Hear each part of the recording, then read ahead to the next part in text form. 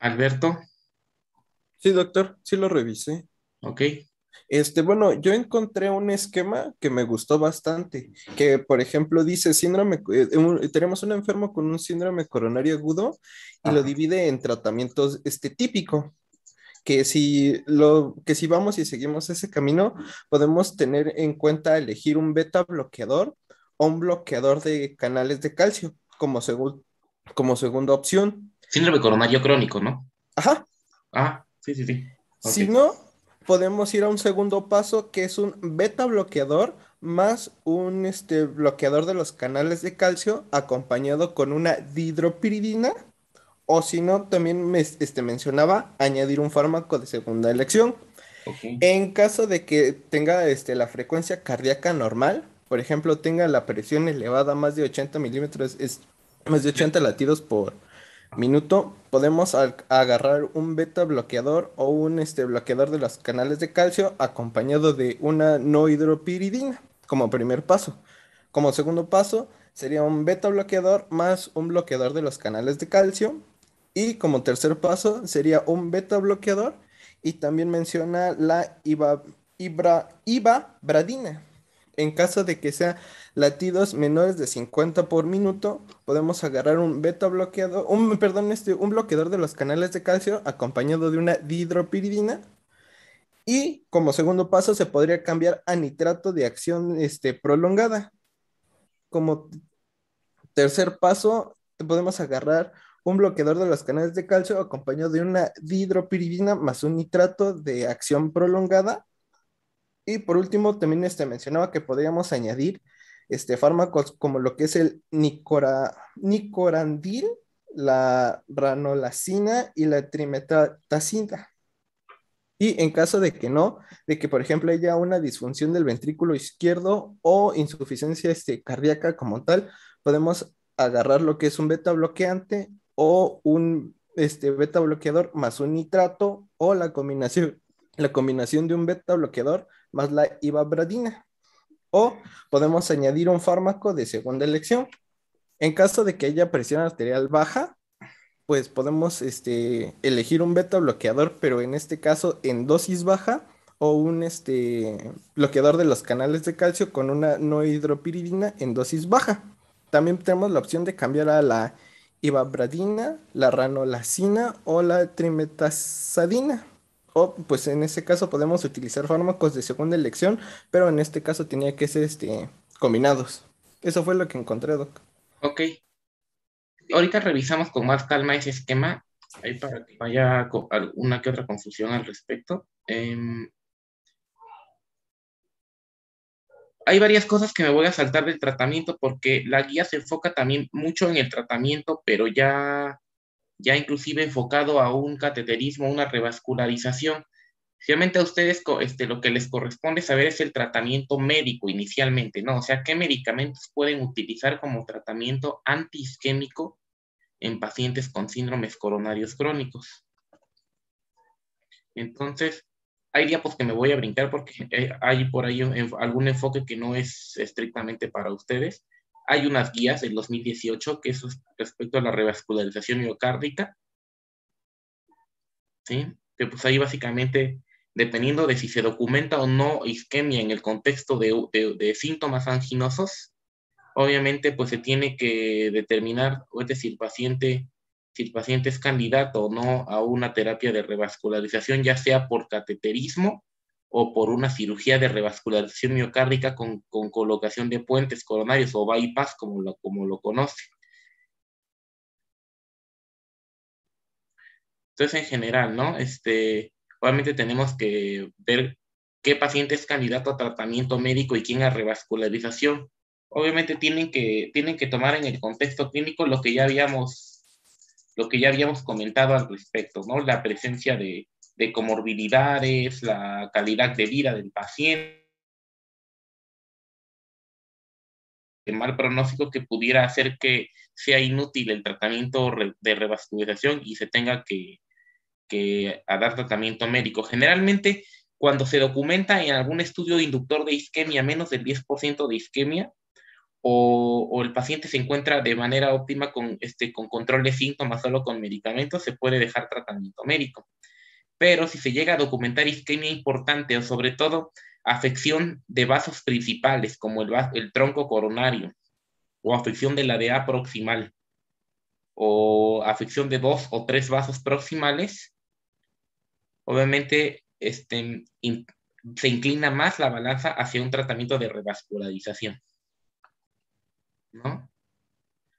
Obviamente se tiene que tomar en cuenta características que favorezcan que favorezcan una intervención coronaria percutánea respecto a una cirugía de corazón abierto, ¿no? Que es presencia de comorbilidades, que se reflejan en los scores, ¿no? Edad avanzada, fragilidad, reducción de la esperanza de vida, ¿no? Entonces, son características que se deben de tomar en cuenta, así como ciertos aspectos anatómicos. Hay una escala que se llama Syntax, que a mayor puntaje es más favorable el tratamiento quirúrgico, ¿sí? Realmente un Syntax bajo, de 0 a 22, implica que se puede hacer un cateterismo. Existe un grupo intermedio de 22 a 32, en el cual se toman otras características, y si el puntaje es mayor de 32, el paciente tiene que ir a una cirugía de revascularización. Se beneficia más de una cirugía que de una intervención coronaria percutánea. Esas cosas, hay cosas que ustedes les digo, solamente se las estoy mencionando, no es así como que el objetivo de la clase para ustedes, ¿no? Entonces, dependiendo de la complejidad anatómica, los síntomas y la capacidad funcional, la enfermedad coronaria estable puede tratarse con tratamiento médico óptimo solo o en combinación con revascularización mediante intervención coronaria percutánea o cirugía de revascularización aortocoronaria, ¿sí?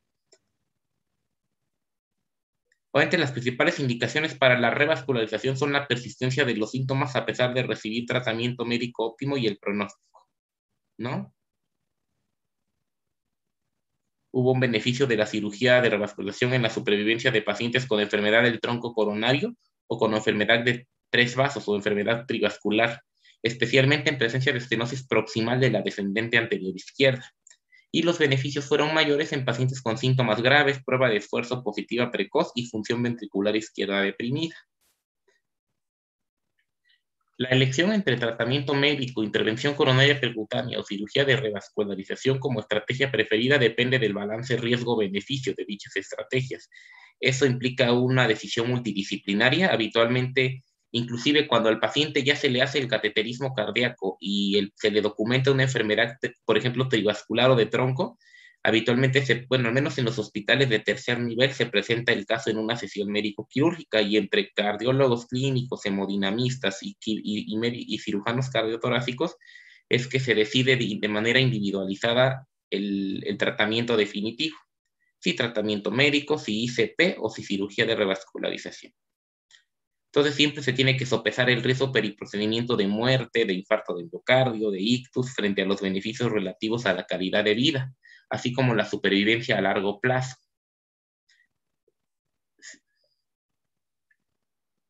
Entonces, generalmente, la cirugía ofrece resultados significativamente superiores en el seguimiento a 1 a 2 años en paciente con puntuación Syntax mayor de 22, 79% de enfermedad trivascular. Y generalmente es muy raro que implanten un stent en el tronco coronario izquierdo. Acuérdense que el tronco coronario izquierdo irriga prácticamente el 70% de la masa ventricular y 80% del ventrículo izquierdo, por lo cual una oclusión aguda del tronco sería catastrófica. La mayoría de veces hace muerte súbita o llegan en franco choque cardiogénico. Entonces, implantar un stent, un cuerpo extraño, un metal ahí, solo se debe considerar en ausencia de otras opciones de revascularización como última alternativa. Aquí esto me lo salto. Prácticamente se enfoca a estudios, ¿no?, que valoran la revascularización frente a tratamiento médico. Ahorita siempre se tiene que incluir aspectos, ¿no? Cirugía cardíaca previa, morbilidad severa, fragilidad e inmovilidad, respecto pues que si el paciente es o no candidato a una cirugía, ¿no? Igual, esto me lo salto. Esto es como más para decisión ya del cardiólogo y ya de manejo multidisciplinario ya en un tercer nivel. Criterios para elegir o destapar una arteria por cateterismo o por puentes quirúrgicos.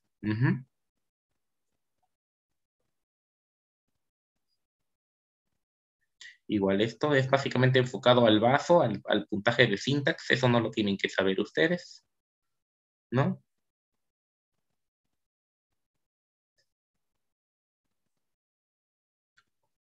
Esto es lo importante y esto es lo que estaba mencionando su compañero. Aquí voy a desglosarlo brevemente y así en resumen para que no haya ningún tipo de confusión. Lo que nos dice la guía de síndromes coronarios crónicos es que debemos de tomar en cuenta de manera individualizada el escenario clínico de cada paciente. No a todos los pacientes se les va a tratar como receta de cocina todo el tratamiento igual para todos. ¿De acuerdo? Entonces, la terapia estándar para pacientes que no tienen alguna característica en particular es que el tratamiento de primera instancia va a ser con un beta bloqueador o un bloqueador de canal de calcio. ¿Sí? Bloqueador de canal de calcio, ¿sí? Ahí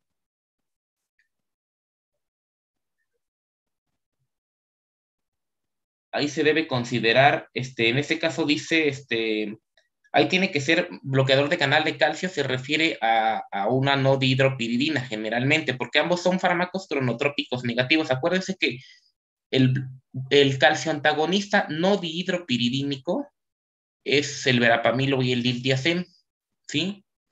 Obviamente tienen que utilizar uno de los dos porque combinarlos aumenta el riesgo de un bloqueo, ¿no? Como son fármacos cronotrópicos negativos ambos, se tiene que utilizar uno u otro, pero tratar de no utilizar los dos juntos por el riesgo de bloqueo AB completo, ¿no?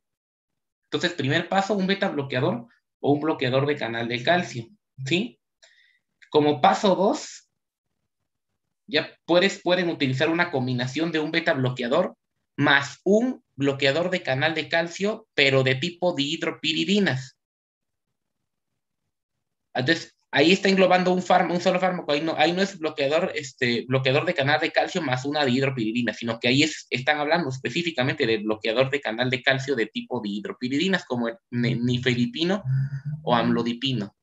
¿Por qué razón? Porque finalmente tienen un cierto efecto miorrelajante, ¿no? Tiene un efecto sobre el músculo liso vascular y eso va, pues, mejorar el flujo sanguíneo coronario, ¿no? Entonces, primera terapia, beta bloqueador o no dihidropiridínico, como verapamilo o diltiazem.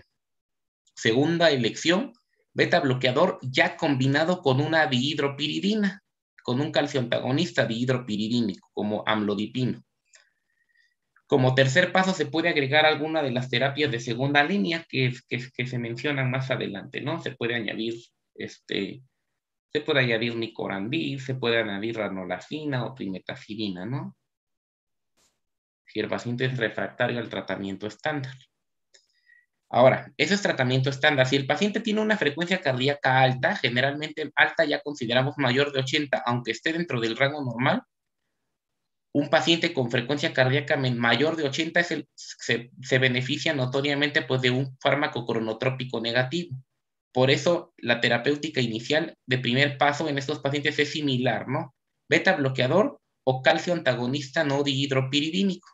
Bloqueador de canal de calcio no dihidropiridínico. Es decir, verapamil o diltiazem, ¿sí? Si el paciente sigue con frecuencias cardíacas altas a pesar de un solo fármaco, solo en estas condiciones pudieran llegar a necesitar combinar ambos fármacos, tanto el beta bloqueador con el calcio antagonista no dihidropiridínico, con vigilancia estrecha por el riesgo de bloqueo, ¿no? Pero sería como una indicación únicamente en particular cuando a pesar de un solo fármaco la frecuencia sigue arriba de 80, pueden combinar los dos. Y como tercera línea, si el paciente sigue con frecuencias cardíacas altas, pueden añadir ivabradina, ¿sí? Hasta estos dos ejemplos, estos dos escenarios clínicos, ¿hay alguna duda con el tratamiento? No, doctor. Ok. Ahora, otro escenario clínico. El paciente con frecuencia cardíaca baja, es decir, está con bradicardia, obviamente este paciente no es candidato a la terapéutica de primera línea, ¿no? Es decir, no pueden utilizar ni un beta bloqueador ni un bloqueador de canal de calcio no dihidropiridínico, como el verapamil o el diltiazem, porque a ese paciente sí lo van a bloquear. Si de por sí ya está bradicárdico y le dan un cronotrópico negativo, entonces no usarlos. Por lo tanto, en estos pacientes, porque sí se van a topar con pacientes bradicárdicos, sobre todo pacientes de la tercera edad, no candidatos a la terapéutica de primera línea, tienen que iniciar de primera instancia con un calcioantagonista, pero de tipo dihidropiridínico, es decir, amlodipino, nifedipino. ¿Por qué? Porque estos fármacos no son cronotrópicos negativos, no repercuten sobre la frecuencia cardíaca.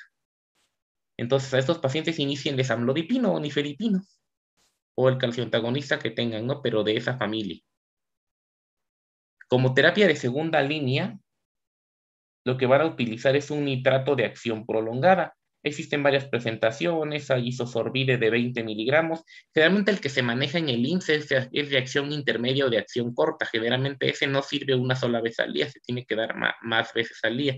Hay nitratos, hay presentaciones de mononitrato de isosorbide de 20, etcétera, que se pueden dar una sola vez al día porque son de acción prolongada, ¿sí? Entonces, si el paciente tiene posibilidad de adquirirlo y comprarlo, pues mejor un nitrato de acción prolongada que los de acción corta. Entonces, terapia de segunda línea, en caso de que el paciente fuera refractario al puro calcioantagonista. Como terapia de tercera línea o paso 3 sería combinar ambos, es decir, el hidropiridínico con el nitrato de acción prolongada. Y en caso de que siguiera refractario el tratamiento, ya agregan algunos de los tratamientos de segunda línea, como el nicorandil, la ranolazina o la trimetazidina, ¿sí?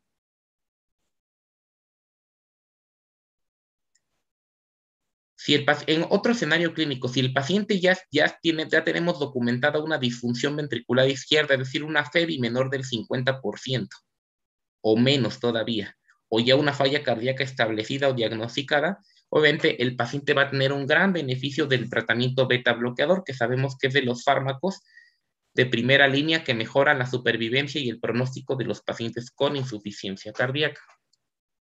A ese paciente, si persistiera sintomático a pesar del beta bloqueador, le pueden agregar otra terapéutica como un nitrato de acción prolongada o ivabradina. Obviamente, si el paciente tiene si el paciente tiene frecuencias cardíacas mayores de 70, ¿no? Y como tercera línea, pueden agregar cualquiera de los de abajo, nicorandil, ranolazina o trimetazidina, ¿no? Como agregar terapia de segunda línea.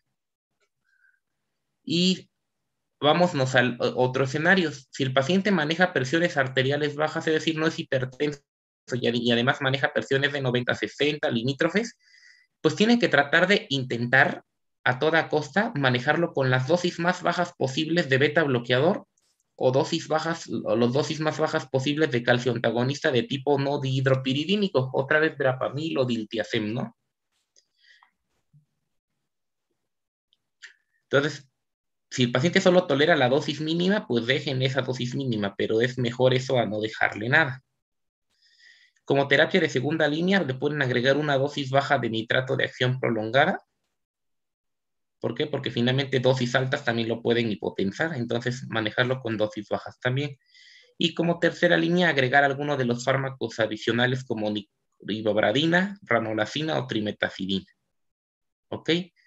Si se dan cuenta, y no sé si les llamó la atención, ¿alguien sabe por qué no se pueden, o por qué no utilizo verapamilo o diltiazem, es decir, no dihidropiridínicos en pacientes con disfunción ventricular o falla cardíaca? En el cuarto escenario clínico no menciono al verapamilo ni al diltiazem. ¿Por qué? ¿Alguien sabe?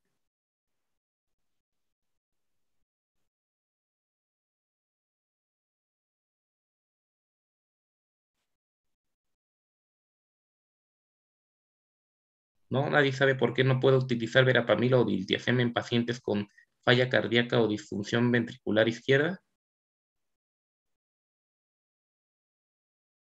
Pues precisamente por eso, ¿no? Porque están contraindicados en pacientes con FEBI menor de 40 o falla cardíaca. Están contraindicadísimo utilizar un no dihidropiridínico. Y en cambio el beta bloqueador sí lo pueden utilizar, inclusive es benéfico en estos pacientes.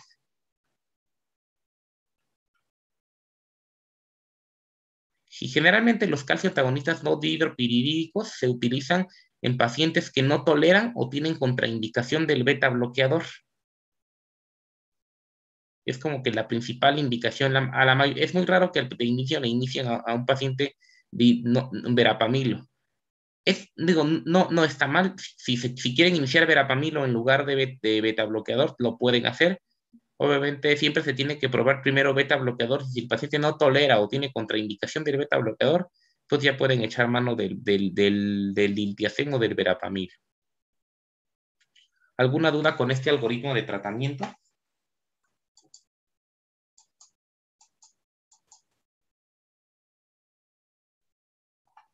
Doctor, por ejemplo, donde no dice que se agregue, entonces es que por ejemplo, en el ritmo cardíaco bajo, a los dihidropiridínicos no es que se le agregue el nitrato, ¿no? Sino que se sustituye. Sí, primero prueben con dihidropiridina.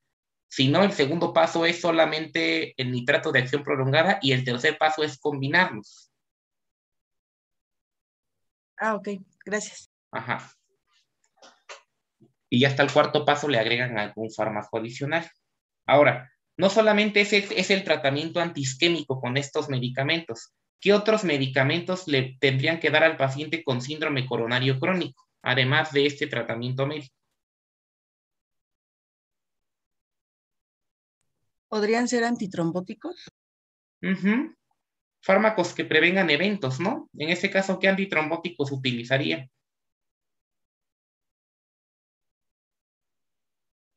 ¿Podría ser un clopidogrel?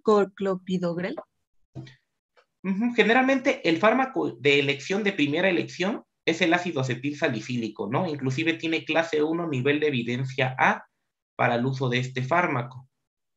75 a 100 miligramos, ¿no? Para prevención de eventos. Pero también está recomendado el clopidogrel con clase 1, nivel de evidencia B, en caso como alternativa al ácido para pacientes que no toleran el ácido o tienen contraindicación o son alérgicos, ¿no? Pueden utilizar el clopidogrel como una segunda opción o como una alternativa al ácido acetilsalicílico. ¿De acuerdo? Generalmente son los que más se usan, porque en un contexto de síndrome coronario agudo se utilizan otro tipo de antitrombóticos, inclusive intravenosos. Entonces, generalmente, obviamente, tiene que valorar, por ejemplo, si el paciente tiene fibrilación auricular, pues el paciente se beneficiaría más de un anticoagulante que de un antiagregante, ¿no? Y podrían utilizar aquí rivaroxaban o algún otro anticoagulante oral. Pero generalmente, pues si el paciente no tiene una indicación precisa de anticoagulación, tiene que utilizar antiagregación plaquetaria. ¿Ok? Sí, doctor. ¿Qué otro fármaco estaría recomendado en pacientes con síndromes coronarios crónicos, además de los antiagregantes? Pues yo bien había leído que también se les podía dar un inhibidor de la enzima convertidora de angiotensina, pero aquellos que tuvieran una fracción de eyección menor a 40% o alguna enfermedad como diabetes o enfermedad renal. Sí, generalmente está recomendado el IECA para pacientes con otras entidades, ¿no? Como insuficiencia cardíaca, como hipertensión arterial o diabetes, ¿no? Como nefroprotección, por ejemplo. Y se debe o considerar para pacientes que tienen síndromes coronarios crónicos y riesgo muy alto de eventos cardiovasculares, es decir, que por score tienen un riesgo muy alto que se pueden beneficiar del IECA, aunque con indicación, con menor clase de evidencia, clase y nivel de evidencia. Donde sí está francamente indicado es en presencia de entidades como insuficiencia cardíaca, hipertensión o inclusive diabetes, ¿no? Ahora, ¿qué otro fármaco aparte de los IECAS?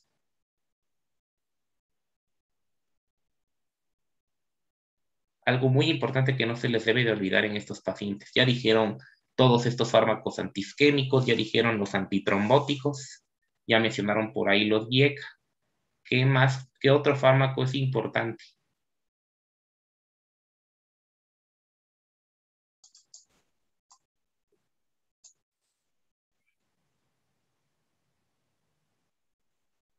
Este paciente debe tener metas de colesterol LDL, ¿no? Por lo tanto, ¿qué fármaco utilizaría? ¿Una estatina? Ujú. Estatinas están recomendadas para todos los pacientes con síndromes coronarios crónicos, ¿sí? Entonces, y si no se alcanza el objetivo terapéutico, con la dosis máxima tolerada de estatinas, inclusive pueden añadir un inhibidor de la proteína de Niemann-Pick, ¿no? ¿Cuál es el inhibidor de la proteína de Niemann-Pick? ¿Alguien sabe?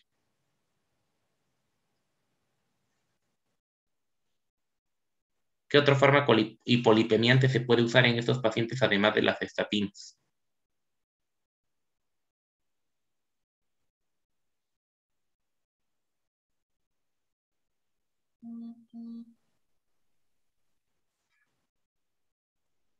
Ezetimibe, ¿no? O ezetimiba. Ese fármaco es un inhibidor selectivo de la proteína de Niemann-Pick que se encuentra a nivel de las vellosidades intestinales en el proceso de absorción del colesterol.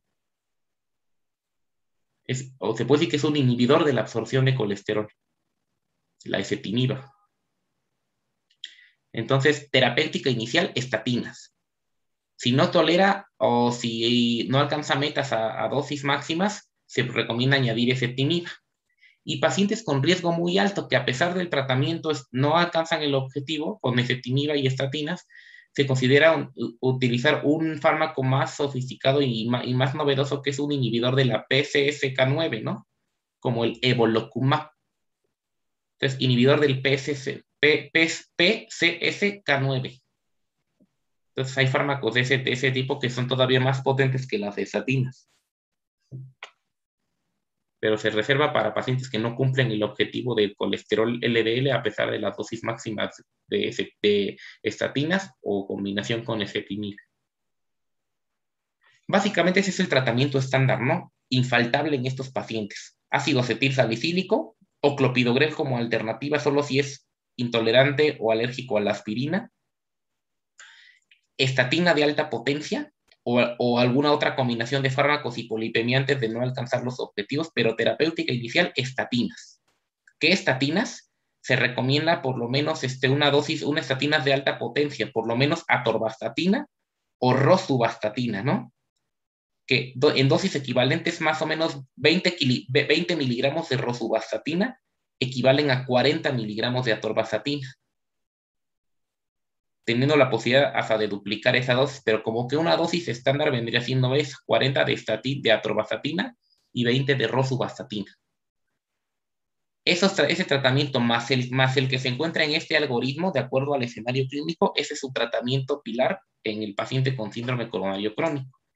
Es importante que dominen este esquema porque se les puede poner más de un caso en el examen y de acuerdo al escenario clínico tienen que poner su terapéutica de primera elección o de segunda línea, ¿no? Entonces, este esquema domínenlo. Prácticamente este esquema va a ser de uso cotidiano de ustedes y ya lo de la decisión de cateterismo, cirugía de revascularización ya le corresponderá al especialista. ¿De acuerdo? Sí, doctor. Disculpe, ¿podría repetirlo de, en caso del ácido salicílico, ¿qué otra cosa era? Clopidogrel, que es un inhibidor de la P2Y o del receptor de ADP. O sea, ahorita de hecho, vamos a continuar ahorita con la clase de síndromes coronarios agudos de fisiopatología y ahí vamos a mencionar un poquito de las dianas terapéuticas, de los fármacos, de acuerdo a la fisiopatología. Sí, doctor. Gracias. Entonces, este esquema domínenlo. Este esquema viene en su guía que les compartí de síndromes coronarios crónicos. Ahí viene todo y ahí viene todas las recomendaciones del tratamiento médico. Entonces, fármacos, ¿no? Tenemos realmente varios a usar. Bloqueadores beta, atenolol, bisoprolol, metoprolol, nebivolol, ¿no? Etcétera. Tiene indicaciones variables. Es decir, sabemos que el beta bloqueador se utiliza en hipertensión, en angina crónica, en insuficiencia cardíaca, en el postinfarto de miocardio y en pacientes con función ventricular disminuida después de un infarto reciente.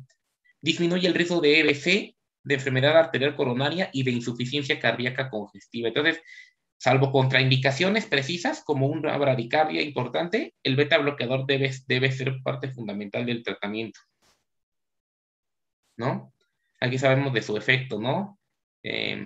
A nivel de los receptores beta, disminuyendo el inotropismo, el cronotropismo, aumentando el lucitropismo y disminuyendo el dromotropismo, ¿no?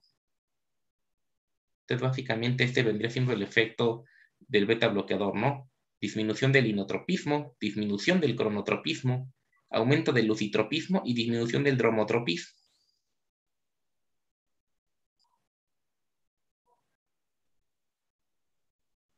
La ivabradina, que es un fármaco especial que produce un bloqueo selectivo y dependiente de la concentración de la corriente IF de la célula del nodo SA. Este fármaco disminuye la actividad automática y frecuencia cardíaca. Para poderlo usar, el paciente debe tener como mínimo una frecuencia cardíaca de 70. Sí, entonces, si el paciente tiene menor frecuencia, preferiblemente no usar la ivabradina, porque sí va a disminuir de forma notoria la actividad automática del nodo SA. Tiene también su indicación en pacientes con insuficiencia cardíaca, pero también se puede utilizar en pacientes con síndromes coronarios crónicos, ¿no? Ahí dice, ¿no? La ivabradina bloquea los canales F, entrando en el poro del canal desde el lado intracelular y uniéndose a un sitio localizado en la zona de flujo iónico. De esta forma disminuye la pendiente de despolarización diastólica espontánea y asimismo la frecuencia cardíaca. Generalmente se reserva para pacientes que no toleran los bloqueadores beta o hipotensos con arteriopatías periféricas, EPOC o asma. Es decir, pacientes que suelen tener contraindicación para el uso de beta bloqueadores. ¿Ok? En cuanto al uso de la ranolacina, perdón, permítanme.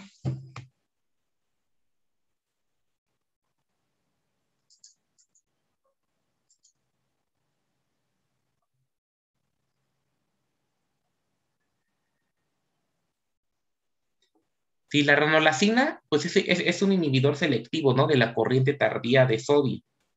Sí, generalmente este tiene un papel importante en la acumulación de sodio y calcio que contribuye a la disfunción mecánica, eléctrica y metabólica en el miocardio isquémico.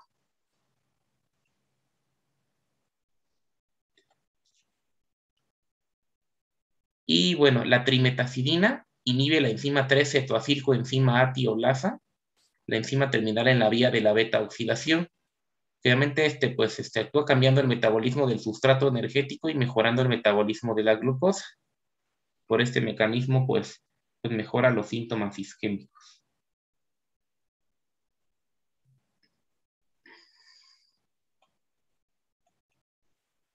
Bueno, eso también me lo voy a saltar. Este es el respecto a las recomendaciones nuevas respecto a preferir cirugía de revascularización sobre PCI. Obviamente ya menciona el uso de otro tipo de antiagregantes como el cangrelor, o el uso de inhibidores de la glucoproteína 2B3A o anticoagulantes del tipo dabigatran, que es de los nuevos anticoagulantes que se prefieren respecto a los inhibidores de la vitamina K para pacientes que tienen indicación de anticoagulación como fibrilación auricular, ¿no? Todo esto me lo salto. Esto es como lo más relevante que tienen ustedes que saber síndromes coronarios crónicos. Pues primero el contexto clínico, ¿no? Es importante, recapitulando todo lo que ya vimos, estratificar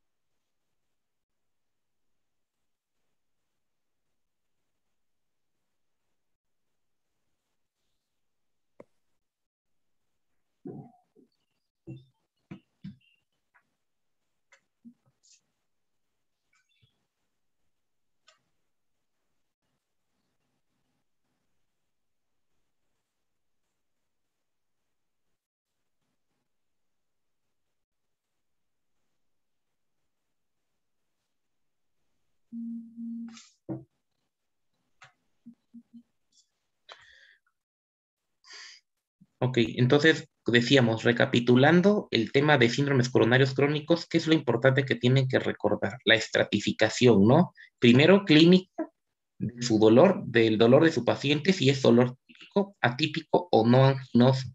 Para ello tienen que hacer una correcta semiología del dolor y con la pura semiología, sabiendo la edad y el género del paciente, ya pueden catalogar a su paciente en una escala de probabilidad de test para saber qué porcentaje de probabilidad tiene el paciente de tener un dolor isquémico.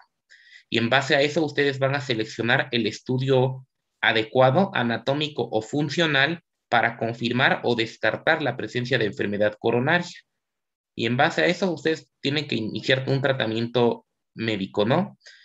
Que bueno, que se va a basar en un fármaco coronotrópico negativo, tratamiento vasodilatador y antiagregación plaquetaria y estabilizador de placa, que en este caso sería la estatina. La estatina, el objetivo de la estatina no solamente es bajar el colesterol LDL, sino es estabilizar la placa de ateroma. Pacientes que ya tienen placa de ateroma, esa placa se va a mantener estable y va a tener menor riesgo o por lo menos menor tendencia a la ruptura y a la producción de un síndrome coronario crónico. Son varios los efectos pleiotrópicos de las estatinas respecto a la disminución del efecto antiinflamatorio de la placa y a la estabilización de la misma. ¿Ok? ¿Alguna duda del tema de síndromes coronarios crónicos? ¿Por cuánto tiempo le debemos dejar el tratamiento al paciente, tanto el que se le da para tratar el síndrome coronario como el trombótico y las estatinas? Pues si se documenta presencia de enfermedad coronaria, pues el tratamiento es de por vida, de hecho.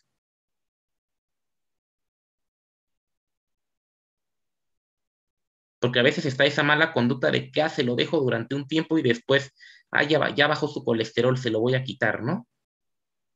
Pero no, estos pacientes con enfermedad coronaria, ya documentando enfermedad coronaria, su paciente ya es considerado de muy alto riesgo cardiovascular. No tiene que infartarse para que se considere de muy alto riesgo. Si el paciente le documentan un síndrome coronario crónico estable con enfermedad coronaria y sobre todo si además el paciente termina en revascularización miocárdica, ya sea por cateterismo o por cirugía, el paciente debe tomar un tratamiento indefinido. ¿Ok? Y en este caso sus metas de colesterol LDL tienen que ser, de acuerdo a la guía, menor de 55, ¿sí? En la guía de dislipidemias es muy clara. Pacientes, de acuerdo a su estratificación de score, pacientes de riesgo bajo, el objetivo de LDL es 116. Pacientes de riesgo moderado, el objetivo de LDL es menor de 100 miligramos por decilitro de LDL. Pacientes con riesgo alto, riesgo cardiovascular alto, el objetivo de colesterol LDL es menor de 70 miligramos por decilitro. Y pacientes de muy alto riesgo cardiovascular, que ahí entran todos los que tienen enfermedad arterial coronaria documentada o equivalentes, como un EBC o enfermedad arterial periférica, ese paciente debe tener un LDL menor de 55. O sea, dense cuenta de la magnitud y del objetivo real del tratamiento de colesterol LDL. Entonces, esos pacientes no pueden estar sin estatinas. Difícilmente van a alcanzar el objetivo sin un tratamiento farmacológico de base. ¿De acuerdo? Sí, doctor, gracias. Si el paciente puede tener fibratos o no fibratos, besafibrato, etcétera, el fibrato también tiene indicaciones precisas como una hipertrigliceridemia realmente severa. La mayoría de hipertrigliceridemias leves o moderadas se pueden intentar corregir con cambios dietéticos o inclusive con la dosis de base de estatina, que sabemos que la estatina influye más sobre el LDL, pero influye parcialmente sobre los triglicéridos. Los triglicéridos tienen más efectos, los fibratos tienen más efectos sobre los triglicéridos, pero sus indicaciones son un poquito más precisas y no es el tratamiento de primera elección. Siempre el tratamiento de primera elección van a ser las estatinas. Eso nunca lo olviden.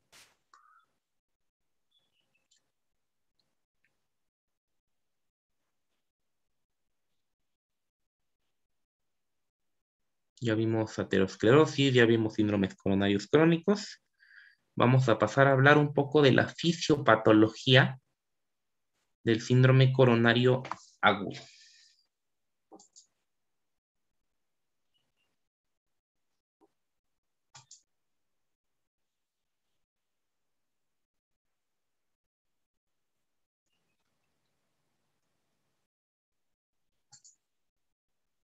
Vamos a abrir la presentación.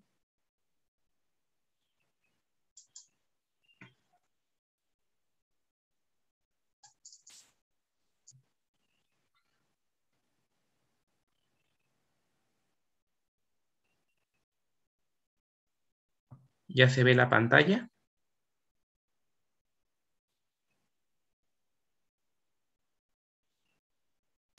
Ya se ve. Ok.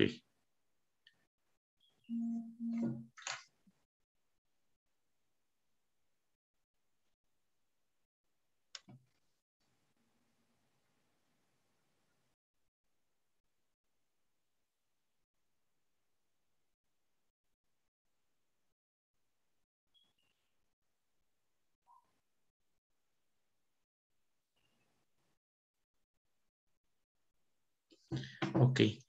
Bueno, ya entendido el contexto de la enfermedad coronaria, ya sabiendo la fisiopatología de la aterosclerosis y de la progresión de la placa, pues es importante ya ahora sí entender el fenómeno aterotrombótico o lo que representa los eventos cardiovasculares, ¿no? Cuyo prototipo de eventos cardiovasculares pues es el denominado síndrome coronario agudo. ¿Ok?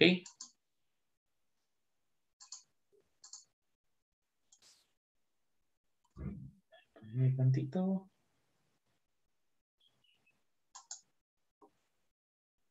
Trago esto, permítanme.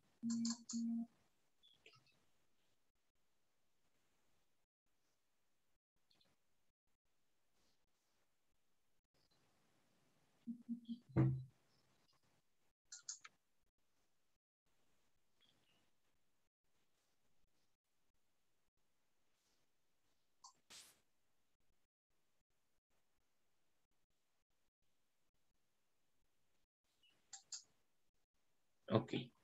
Bueno, recapitulando, ¿no? En una sola imagen, la fisiopatología de la aterosclerosis, ¿no? Partimos de la disfunción endotelial, que pues causa expresión de moléculas de adhesión, migración celular de los monocitos de la circulación hacia la íntima, diferenciación de monocitos a macrófagos, liberación de citocinas proinflamatorias. El exceso de LDL en la circulación pues va a ser capturado por el espacio subendotelial. Los macrófagos lo fagocitan, estos se convierten en células espumosas, estas empiezan a sufrir apoptosis y acumular colesterol y con un incremento progresivo del tamaño de la placa por factores de crecimiento, a diferenciar en fibroblastos y aumentar la síntesis de matriz extracelular que va generando pues una capa protectora a esa placa de ateroma, ¿no? Pero pues dependiendo de la actividad inflamatoria y de la exposición de factores protrombóticos, etcétera, pues va a haber mayor riesgo de que esa placa se rompa. Lo mismo, ¿no? estas LDL que son oxidadas o sufren modificación de su estructura, van a ser reconocidas por los macrófagos como un antígeno, y por eso es que se quedan alojadas en esa capa y ya no pueden regresar, ya no pueden salir.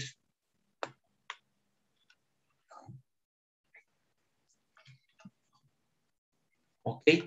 En general, entendemos cuáles son las manifestaciones vasculares mayores de la aterotrombosis, ¿no? Habíamos dicho, bueno, primero, que la aterosclerosis es una enfermedad crónica, ¿no? Inflamatoria que afecta a vasos de mediano y gran calibre, que es una enfermedad que empieza a desarrollarse desde etapas muy tempranas, ¿no? De la vida. Niños, particularmente adolescentes, a partir de la formación de las llamadas estrías grasas. Uno desde adolescentes puede empezar a formar estrías grasas, pero conforme avanza la edad y sobre todo de acuerdo al estilo de vida, esa estría grasa empieza a progresar hasta que se llega a una etapa en la cual el ateroma se ha desarrollado lo suficiente para dar origen, pues, primero a la progresión de la placa, ¿no? Y después a la ruptura y a un síndrome coronario agudo. Esta aterosclerosis, pues como ya sabemos, ¿no? Es responsable de la enfermedad cardiovascular isquémica, de la enfermedad cerebrovascular y de la enfermedad vascular periférica, ¿no? El hecho de tener ya enfermedad vascular periférica, por ejemplo, enfermedad de las carótidas, ya se considera un equivalente de enfermedad coronaria. Y aquí lo resumimos, ¿no? Generalmente estas son las manifestaciones vasculares mayores de la aterotrombosis, que es la enfermedad cerebrovascular que incluye el ictus isquémico o EBC establecido y la isquemia cerebral transitoria o ataque isquémico transitorio. Tenemos a la enfermedad coronaria, ¿no? Que incluye al infarto de miocardio y a la angina, tanto estable como inestable.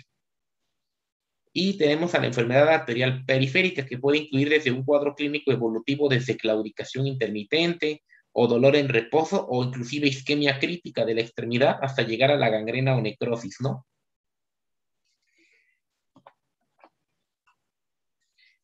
¿Cómo es la cronología de la enfermedad arterial coronaria? En esta figura vemos cómo es la iniciación, la progresión y complicación de la placa aterosclerótica coronaria en el ser humano, ¿no? Primero vemos una arteria normal, ¿no? Tener en cuenta, pues, que bueno, que la capa íntima, por ejemplo, está mucho mejor desarrollada en el humano que en la mayoría de otras especies, y que la íntima de las arterias humanas contiene células de músculo liso, ¿no? Residentes a menudo en desde el primer año de vida.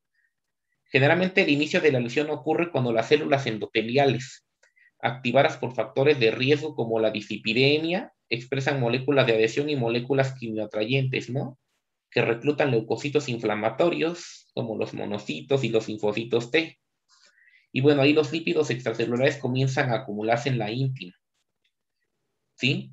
Sabemos que desde que progresivamente se va desarrollando la aterosclerosis y pues el riesgo de tener una placa vulnerable, ¿no? Obviamente, a medida que la lesión progresa, los mediadores inflamatorios pues provocan la expresión de factor tisular, un potente procoagulante, y proteinasas o metaloproteinasas que degradan la matriz extracelular y van debilitando esa placa fibrosa de la placa, ¿no?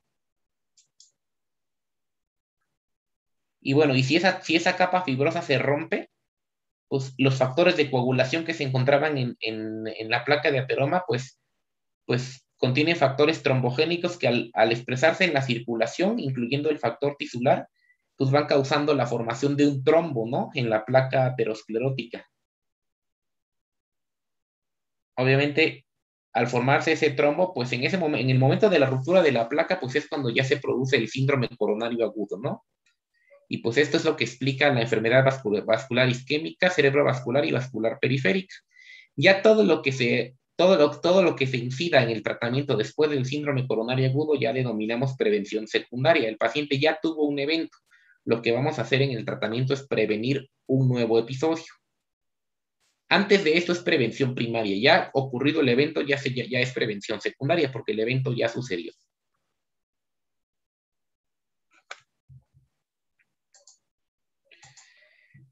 La aterotrombosis, aquí tenemos que definir los dos conceptos, ¿no? Ya vimos qué es aterosclerosis y ahora vamos a enfocarnos a la aterotrombosis.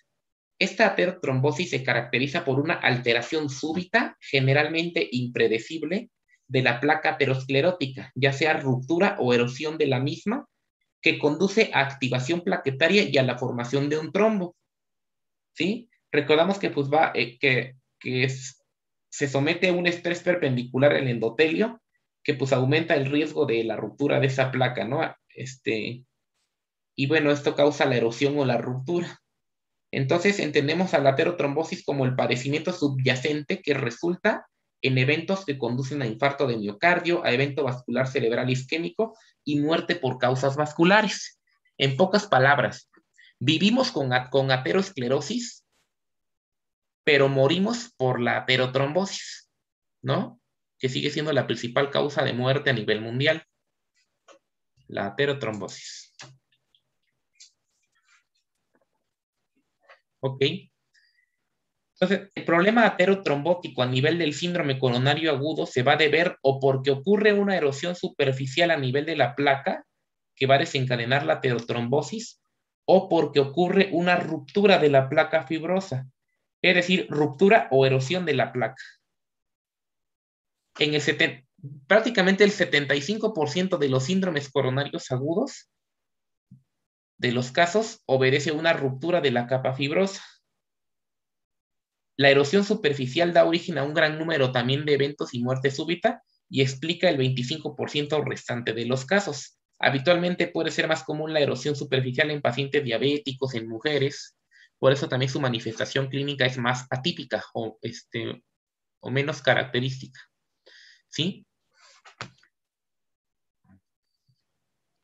Entonces, aquí, desde el punto de vista histopatológico, tenemos diferentes escenarios. Si nos vamos a la histopatología de la placa, tenemos diferentes escenarios, ¿no? Tenemos primero a la enfermedad. ¿Sí se ve el mouse? Sí, Sí, doctor. doctor, sí se ve. Ok. Tenemos como primer escenario histopatológico la enfermedad crónica estable, ¿no? La enfermedad arterial coronaria estable, caracterizada por una placa intacta. Es decir, aquí está la placa de ateroma, pero está intacta, tiene que no tiene trombos. Es aquella placa que se va creciendo de forma lenta y que va ocluyendo la arteria de forma crónica y va a ser responsable de lo que llamamos angina crónica estable, que se va a caracterizar porque tiene únicamente dolor ante esfuerzos, ¿sí? Tiene dolor ante esfuerzos y que habitualmente no obliga a hospitalizar al paciente. Y aquí vemos la placa, ¿no? Una placa intacta sin trombo. Es una placa que va creciendo de forma lenta y progresiva, pero que tiene una capa fibrosa resistente que no tiende a romperse. Y eso sí va a dar síntomas limitantes, sobre todo al esfuerzo. Pero el paciente no se tiene que hospitalizar por eso, habitualmente. Y en cambio tenemos el escenario restante que involucra lo que es el síndrome coronario agudo, en el cual 60-80% de los SICAs, de los síndromes coronarios, va a existir ruptura de la placa. Aquí vemos cómo la placa se rompe y se empieza a formar un coágulo, un trombo, ¿no? Dando, inclusive en algunos casos, hemorragia intraplaca. Y pueden dar un trombo oclusivo o suboclusivo. El trombo suboclusivo, vemos que aquí el trombo está ocluyendo parcialmente la luz del vaso, no está ocluyendo todo el vaso. Este trombo es suboclusivo, con su representación histopatológica. Y en cambio, en este ejemplo vemos que el trombo que se formó a nivel de la ruptura de la placa sí generó un trombo completamente oclusivo, obstruyó completamente la luz, ¿sí? Y eso va a detener por completo el flujo sanguíneo de un extremo a otro del vaso. Esto es el 60-80% de los casos. Una ruptura de placa puede ser suboclusiva u oclusiva. Y tenemos en un 20-40% de los SICAs una placa erosionada, no ruptura, sino erosión nada más de la placa, pero con esa erosión es suficiente para que se forme el trombo. Pero en un 20-40% la placa se va a erosionar. Una erosión puede ser suficiente para desencadenar un síndrome coronario agudo. ¿Sí quedó claro este escenario? Sí, doctor. Aquí tenemos un esquema muy característico que suele venir en bueno, que más o menos un esquema similar viene en el Harrison de revisiones previas. Cuando un paciente llega por malestar isquémico a urgencias, es decir, por dolor precordial, y es sugestivo de que sea de origen coronario, máxime si hablamos de un dolor prolongado, no más de 30 minutos, desde más de 20, pero ya más de 30 ya es casi indicativo, y que al menos se presenta por primera vez, yo debo sospechar de inmediato que el paciente tiene un síndrome coronario agudo, hasta no demostrar lo contrario, ¿no? Y bueno, si hablamos de un síndrome coronario agudo, pues estoy pensando en aterotrombosis, ¿no? En un trombo que está ocluyendo o subocluyendo la placa de aterón. Entonces ya vimos desde el punto de vista histopatológico, ¿no? La división de la enfermedad coronaria. Ahora lo vamos a dividir en dos grandes grupos desde el punto de vista electrocardiográfico. Tenemos un síndrome coronario agudo sin elevación del segmento ST, el cual a menudo tiene depresión del segmento ST. No siempre, pero el infarto sin elevación puede venir desde un infarto normal, desde un electrocardiograma sin cambios en el ST, hasta lo más característico que es una depresión del segmento ST. Depresión o infradesnivel, como lo conocen muchos todavía. Y el segundo escenario tenemos al infarto o al síndrome coronario agudo con elevación del segmento ST, ¿no? Que ese sí va a tener una elevación del segmento ST o un supradesnivel, como lo conocen también. ¿Sí? Entonces, la presentación clínica es el malestar isquémico. El diagnóstico en proceso es el síndrome coronario agudo y pues tenemos que proceder al electrocardiograma para clasificar nuestro síndrome coronario agudo en sin elevación del ST o con elevación del segmento ST. ¿Sí? Ahí podemos evaluar en las dos, ahí tenemos las dos. ¿Y por qué puse las dos imágenes de los trombos? Porque el paciente que tiene, hay una correlación electrocardiográfica con histopatológica, es decir, el paciente que tiene elevación del segmento ST, el segundo escenario, es el que desde el punto de vista anatomopatológico tiene un trombo oclusivo, es decir, que ocluyó completamente la luz del vaso. El infarto con elevación del ST tiene un trombo oclusivo. Y el infarto sin elevación, o el síndrome coronario sin elevación del segmento ST, tiene un trombo suboclusivo. Aquí la oclusión fue parcial. ¿Sí? Entonces, si ven un síndrome coronario con elevación del ST, piensen en un trombo oclusivo. Si ven un síndrome coronario sin elevación del ST, piensen en un trombo suboclusivo. ¿Sí queda claro la correlación electrocardiográfica y anatomopatológica?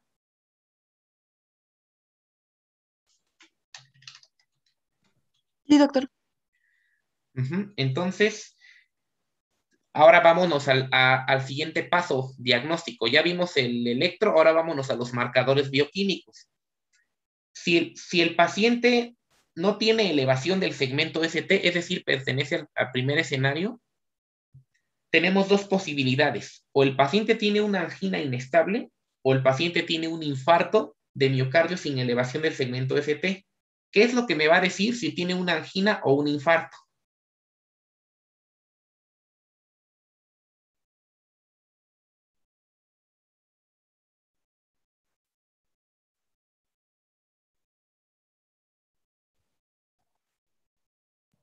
Pues bueno, yo había encontrado que clínicamente se podría ver por la duración de los síntomas y la otra es por la presencia de marcadores de necrosis Los cardíaca. biomarcadores, ¿no? Exactamente. Básicamente eso es lo que nos va a puntualizar si el paciente tiene una angina inestable o un infarto. Si el paciente no tiene elevado biomarcadores, es una angina. Si el paciente tiene elevación de biomarcadores, es un infarto. ¿Sí? Entonces, si tiene una elevación significativa de troponina y de la CKMB, que son como las formas más sensibles y específicas, sobre todo la troponina, es un infarto. Si no están elevadas, es angina inestable. Sobre todo hay que tomar en cuenta que en el infarto, a diferencia de la angina, en el infarto suele persistir la depresión del segmento ST, es decir, la lesión subendocárdica. Podemos decir que la depresión del segmento ST es lesión subendocárdica y la elevación del segmento ST es una lesión subepicárdica. ¿Ok? Entonces, Y ahora vámonos al segundo escenario. Si tiene elevación del segmento ST, es un trombo, habíamos dicho que es un trombo oclusivo, ¿no? Y en la mayor parte de los casos es un infarto que se va a caracterizar por presencias de onda Q en el electrocardiograma, porque se establece una necrosis. O sea, es un infarto transmural que atraviesa toda la pared y que implica una necrosis y una cicatrización de de todo el espesor de una pared, en especial del corazón. Entonces, la mayoría de infartos por eso está representado como una flecha más gruesa. La mayoría de infartos son infartos de miocardio con presencia de onda Q. Y en un menor número de los casos, es un infarto que no va a desarrollar onda Q, llamados antiguamente infartos no Q. Eso sí, ese nombre, esa terminología ya está cada vez más en desuso. Entonces, prácticamente clasifíquenlo como SICA sin desnivel o SICA con desnivel positivo del segmento ST, o sin elevación y con elevación del segmento ST. ¿Qué implicación tiene esto? Este diagnóstico final de angina inestable, de infarto sin desnivel o de infarto con desnivel. Que el tratamiento va a diferir entre uno y otro. Es decir, el tratamiento del síndrome coronario sin elevación del ST, se trata, sea infarto o sea angina, el tratamiento va a ser el mismo. No importa si es infarto o angina, el tratamiento de base va a ser el mismo. Pero no cuando se trata de una elevación del segmento ST, y eso tiene que ver con el trombo oclusivo completamente. Básicamente, ¿en qué radica la diferencia del tratamiento? ¿Alguien me la puede decir para adelantar un poquito? Todavía no nos vamos a enfocar al tratamiento, pero alguien podría decirme qué es lo diferente del tratamiento del infarto sin desnivel al infarto con desnivel, o el SICA sin desnivel en relación al SICA con desnivel.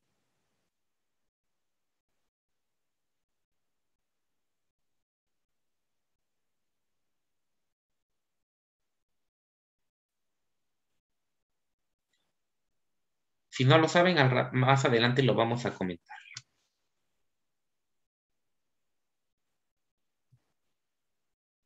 ¿Dudas con este algoritmo diagnóstico?